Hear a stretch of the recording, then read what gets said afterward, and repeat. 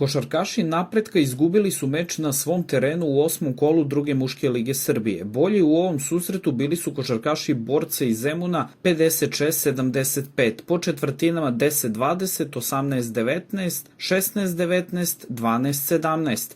Gosti su tokom celog meča bili bolji tim i zasluženo pobedili i u drugoj ovosezonskoj utakmici. Najefikasniji u Napretku bio je Luka Šebrek sa 15 poena i 12 skokova. Dvocifreni učinak imao i Saša Vuksanović koji je pored 12 poena dodao i 11 skokova. Ekipu Borca predvodio je Stefan Balmazović koji je ubacio 17 poena. Aleksinački tim vodio je samo na početku utakmice 2-0 da bi u nastavku prednost gostiju munjevito rasla.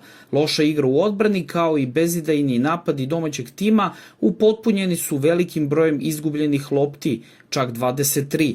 Napredak će svoj sledeći meč igrati u Nišu kada će biti gost ekipi Konstantina. Oba tima imaju učinak od 2 pobede i 6 poraza.